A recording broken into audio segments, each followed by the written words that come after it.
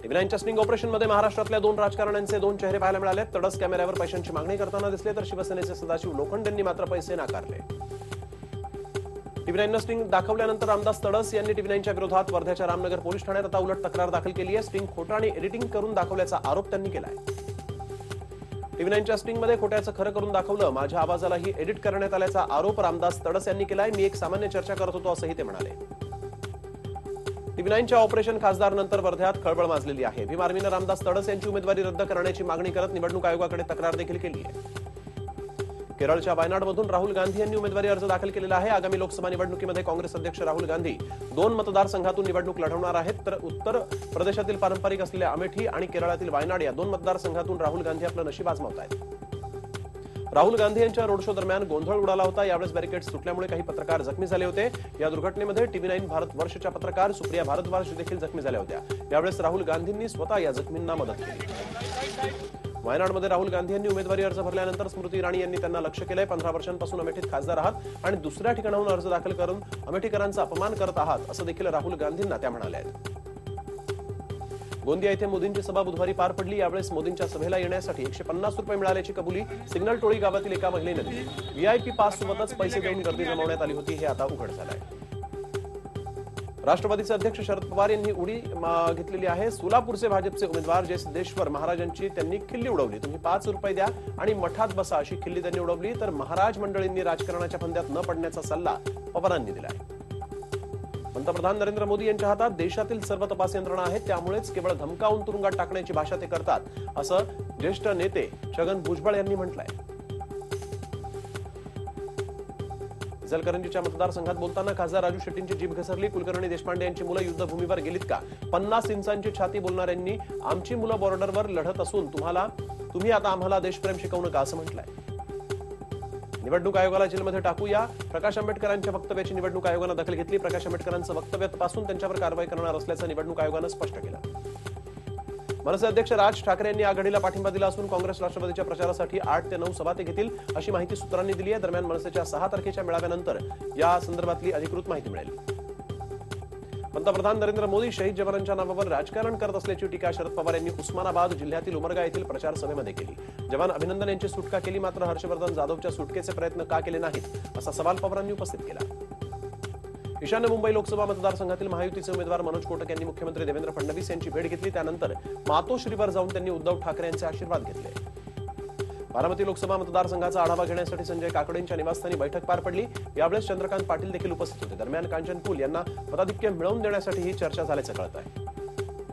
पार्थ पवार आणि श्रीरंग बारणे यांनी उमेदवारी अर्ज दाखल करण्यासाठी आता 9 तारखेचा मुहूर्त निवडलेला आहे। मावळ लोकसभा मतदारसंघातून हे दोघे नेते जे ते उमेदवारी अर्ज दाखल करतील। सुजय विखे यांच्या पत्नी धनश्री विखेंनी लोकसभेसाठी उमेदवारी अर्ज दाखल केलेला आहे। भाजपकडून धनश्री सुजय विखे यांनी उमेदवारी अर्ज दाखल केल्याचं कळत आहे। कुठलाही गाजावाजा न करता धनश्री विखेंनी अचानक येऊन हा उमेदवारी अर्ज दाखल केला। नागपुरात युवा काँग्रेसनं अनोखी शक्कल लढवत चक्क घाणपाणी असणाऱ्या नाग नदीमध्ये बोट उतरवली आणि गडकरींनी दिलेल्या आश्वासनाचा जाब विचारला। नाग नदी स्वच्छ करून त्यात बोट चालव, असं गडकरींनी अनेकदा आपल्या भाषणामध्ये म्हटलं होतं। नागपुरात काँग्रेस कार्यकर्त्यांच्या मेळाव्यामध्ये नाना पटोलेंनी वादग्रस्त विधान केलं। आपल्याकडे 2 इंद्रदेव आहेत, वरती नरेंद्र आणि खाली देवेंद्र, आता या दोन्ही इंद्रांना मारायचं की सोडायचं, असा सवाल पटोलेंनी कार्यकर्त्यांना विचारला।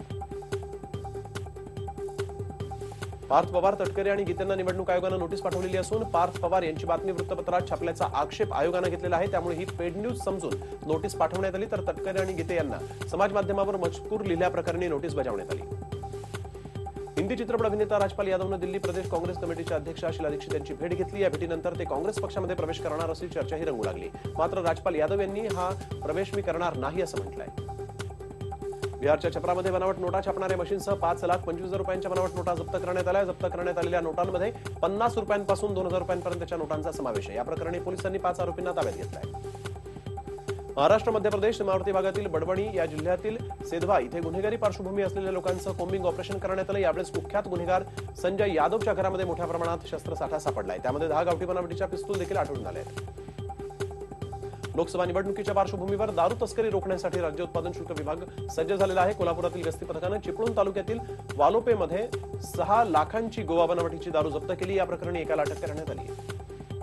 जालन्यातील जापसमर्थ इथल्या चेकपोस्टवर निवडणूक विभागाच्या पथकाला 85 लाखांची रक्कम एका गाडीमध्ये आढळली. मात्र ही रक्कम जिल्हा मध्यवर्ती सहकारी बँकेची असल्याचं कळत आहे. कोल्हापूरच्या गगनबावडा इथे नीता ट्रॅव्हल्समधून 19,50,000 रुपयांची रक्कम जप्त करण्यात आली. या प्रकरणी पोलिसांनी मध्य प्रदेशच्या संतोष कुमार पटेल याला ताब्यात घेतलं. चंद्रपूरच्या खांबाडा इथे ट्रॅव्हल्समधून 8,30,000 रुपयांची रोकड जप्त करण्यात आली. या प्रकरणी तंबाखू विक्रेता अनिल शर्मा याला पोलिसांनी अटक केली असून अधिक तपास सुरू आहे. महाराष्ट्राचा आराध्य दैवत छत्रपती शिवाजी महाराजांच्या जयंतीचा आणि पुण्यतिथीचा विसर कल्याणमधील प्रशासनासोबतच राजकारण्यांना देखील पडल्याचं दिसून आलं. भिवंडी कल्याण सीमेवरील शिवाजी महाराजांच्या पुतळ्याकडे पालिकेनं महाराजांच्या जयंतीला आणि पुण्यतिथीच्या दिवशीच पुरता त्यांना विसर पडलेला आहे. त्यांनी या पुतळ्याची ना साफसफाई केली ना पूजन केलं. यावेळेस भिवंडीतील काही दक्ष तरुणांनी एकत्र येऊन महाराजांच्या पुतळ्याची स्वच्छता केली, पुष्पहार अर्पण केलेला आहे आणि प्रशासनाला अनेक सवाल देखील उपस्थित केले. सकाळी 7:15 ते 7:30च्या सुमारास दरवाजा अडवून ठेवणाऱ्या महिला प्रवाशांच्या विरोधात दिवा स्थानकावर महिलांनी रेल रोको आंदोलन केलं. यावेळेस दिवा इथे कर्जतवरून येणारी लोकल त्यांनी 10 मिनिटं रोखून ठेवली. पोलिसांनी हस्तक्षेप केल्यानंतर महिला रुळावरून बाजूला झाल्या आणि लोकल मुंबईच्या दिशेने मार्गस्थ झाली. हा व्हिडिओ तुम्हाला आवडला असेल तर असे आणखी व्हिडिओ पाहण्यासाठी TV9चं YouTube चॅनल सबस्क्राइब करा, बेल बटन दाबा. ताज्या घडामोडींसाठी लॉग ऑन करा tv9marathi.com.